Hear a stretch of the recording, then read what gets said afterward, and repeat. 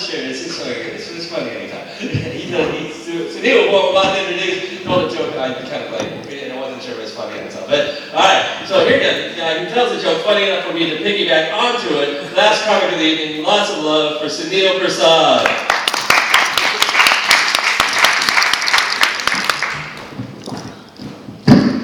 What's up, everybody? Give yourself a hand for coming out tonight through all this rain and everything.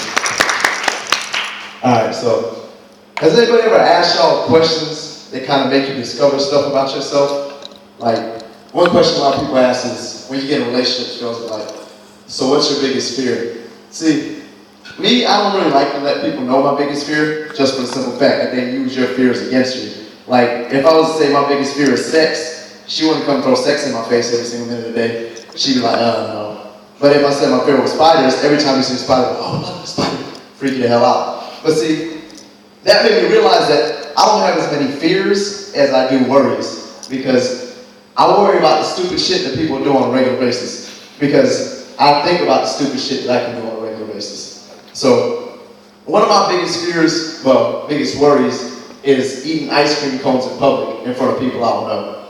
First of all, if there's a lot of gay dudes around, you licking an ice cream cone. I was just talking about flirting earlier, they might pick that up as the wrong thing. But my biggest fear is if I'm holding an ice cream cone and somebody comes and smacks it out of my hand. Because first of all, it's going to piss me the hell off, and if I don't react to it, I'm going to look like a bitch. So, you can't really win in that situation. Like, you either go to jail or you don't get your ice cream. I want my fucking ice cream, and I don't want to go to jail. I'm a little guy, see, I can run a lot, but I can't run in my sleep. So, I'm going to get got at some point in time.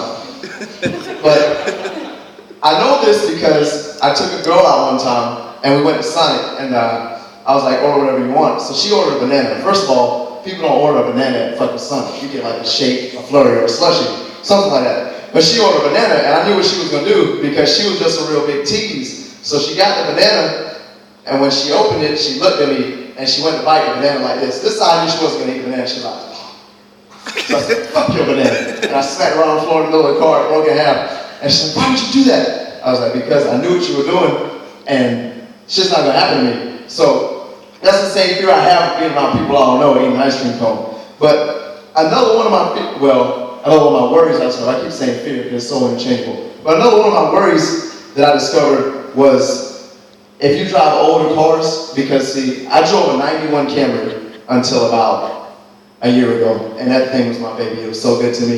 It rolled smooth. If I could put a Bugatti shell over it, I'd drive it around town the rest of my life. But so I had a 91 Camry, and eventually it got to the point where some stuff went wrong with it. So it would screech, and it wouldn't start. But that was my biggest fear, was like, if I was around a bad chick, and my car would screech, I wouldn't know what to do, because you're like a broke-ass dude when your car screeches in front of a girl, and like, can't you fix that shit? How you gonna take me to dinner? You can't even fix your damn ride. So what I would always do is, I'd kind of sit in my car, and I mean, if it wouldn't start, I'd have to wait for a jump. So I'd call my mom or my dad or something to give me a jump. But I would literally wait. I didn't care if it was 2 o'clock in the morning, club was letting out. If I saw a bad chick, I'd sit in my car and just wait till everybody cleared out. I'd crank it up. I hear the squeal, I'm like, Mom, Dad, come get me real quick. I gotta get started. But another worry that I have is when women that you're around try to make you like a bitch. But they do it in a way because they know you have to do it, but there was no way in hell they would do it. Like, one time I was at the beach, and there was a bird that we saw flying around earlier. And eventually the bird landed in the water, and it got bit by something. Like, I saw the shit happen, it came out, bit it, and the shit was flying around in the water. Well, fluttering and stuff. So she saw it later on. She didn't see the thing get bit. And she was like, Sunil, go get it. And in my mind, I was like, bitch, didn't you see that shit get bit? He's using that as bait, so something else will go in there, and he'll eat my delicious ass. I'm not going in that water. You can go in there, but there was people around, and she was like, oh, well, if you don't want to do it, I'll do it. I was like, shit. And you know how when you walk away and you're talking shit the whole time, and you think they can't hear you, but really they can? That's the shit that happened to me. So she's like, huh? What'd you say? And I was like, fuck it, I get the bird. And then when I go in there and get the bird, like, if you've never, people say I look like Jesus. But like from the side, sometimes see me, people have to take pictures because I look like Jesus. No offense. But, so they took me, I look like Jesus, and at this point in time, I actually ran on water to get that bird. Like, I went out and I was climbing across the water, I snatched the bird, I turned on a pivot, came back, got to the bird, brought the bird back. The bird eventually died, but see, I ended up looking like a bitch anyways because some other guys saw me rescue the bird and they wanted to be dickheads and approached me and trying to fight me. But see, it was me against 5 Marines, so I told them, I was like, we can fight one-on-one, but I can't fight all 5 of y'all at the same time, because y'all know some shit I don't know. Like, y'all punch my nose in my brain, and I'll be done. Like, y'all that military grade A shit, y'all probably got Swiss Army knives in your trunk pockets. So, that's the thing. And one thing too is, like, growing up, I used to get in a lot of trouble, which is why sometimes I get into fight and altercations and stuff like that. And see, when I would get in trouble, I would always get punished no matter who was involved, whether it be my brother or my sister, because they would actually team up on me. See, middle children always get the shit end of the stick at any family. Like, whatever you do, you always got somebody younger or somebody older who will team up and get you in more trouble. But see, my discipline that I received was different than discipline I see nowadays, because I was at a theme park recently, and I saw this white kid. He was acting like a complete asshole. And his mom caught him, and then he started screaming at his mom. If I screamed at my mom, she wouldn't wait till we got home. She would pop me right there in my mouth and let me think about it. Like, there's a picture at Disney World where I got pissed off at my family and I'm frowning the entire day. And it's up in my living room. Like, if people come over, they see me frowning at Disney World. I'm the only kid that was miserable at Disney World his entire life. They put that on the books. But the discipline that she gave him, is she pulled him aside and she was like, look, Tommy, let me tell you something. You can't scream at me like that, okay? Mommy was scared. I'm scared, Mommy. You don't scream at me like that. You're not a grown man. You talk to me like you were a grown man, and that's not okay. And then Tommy just went about his day. If that was me, I would have got a whooping, I would have got punished, and I would have been able to ride no more rides for the rest of the day. But it's just different. See, white kids don't get whoopings like how darker people or colored people do. It's because they bruise easy. Like, if you beat the shit out of your white kid, they don't know that you hit that kid. Like, kids don't get in fights in certain ways. Like, you don't get bruises on your thighs and your ass cheeks from getting in a fight with a kid on the playground. That's from your parents.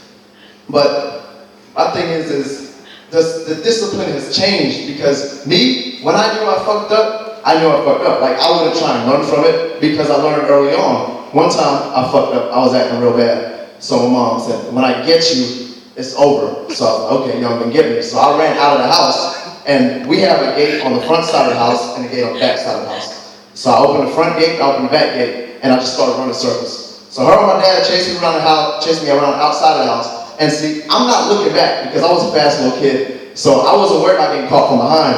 I was just looking straight ahead, trying not to get caught from the front. But what I didn't know is after 10 minutes of me running, they went in the house and sat down and decided on which belt they were going to get me with when I came in. And I was still running laps. So when I came in the house, I thought I was safe, but they were right there waiting at the door. And I don't know if anybody else in here has ever been told, have you ever been told to go get your belt for your whooping?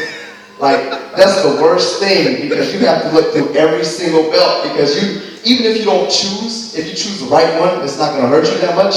You know next time they aren't going to let you use that one because that shit didn't hurt you. So they're going to tear your ass up one way or another. I think it was a strategy, like they would try and weed it out. Like, let me see which one he can eat so I can get rid of those and then whoop him with the ones that really hurt. Because see, sometimes you could pick the thick ones. The thick ones, they hurt a little bit, but the little wispy ones hurt because them shits could crack like right on backside, everything. You'd be sore as shit. But it's bad because my discipline basically came to me because of my little brother. So he would do shit, and me being the older brother, I'd take the fall for him. So if he got in trouble at school, I'd take the fall for him. I'd get in trouble for him. See, and he never repaid me in any way. Like, he fucked me over in every way possible that he could throughout my life. Because I had a lot of video games as a kid, and I was always wondering when I would go play a game why the game would be missing. Because I'd still have the case, but I wouldn't have the disc. Because he was smart. I get to him, he was smart as hell. Because I thought that game was there, so I'd be excited to go ready to play it. And then I wouldn't see the case. I'm like, Naran, have you seen this game? And I was like, no, I haven't seen that game.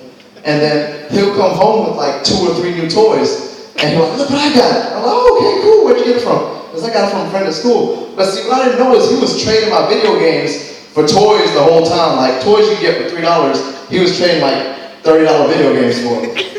And I'll never forget it because it was my birthday. I wanted this game so bad. I wanted Godzilla's Rampage. I got it on my birthday. He didn't even have the decency to let me play it. He was so excited. He was like, oh, you got that game? I was like, yeah. He was like, can I borrow it to play in school tomorrow? I was like, okay, cool. Because I had like PE, so I was going to be outside playing. So like, yeah, sure, you borrow it. So he took it and traded it. And we like Dragon Ball Z. He got like a Frieza and a Goku. I was mad as shit because Frieza and Goku could move a little bit, but they couldn't do the shit Godzilla could do. Thanks, y'all. Y'all been great. Give yourself a round of applause again for coming out tonight.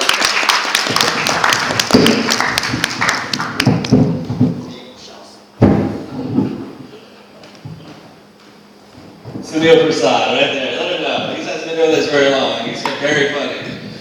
Yep. That's all he's getting paid tonight. All right. Give it up. Oh, so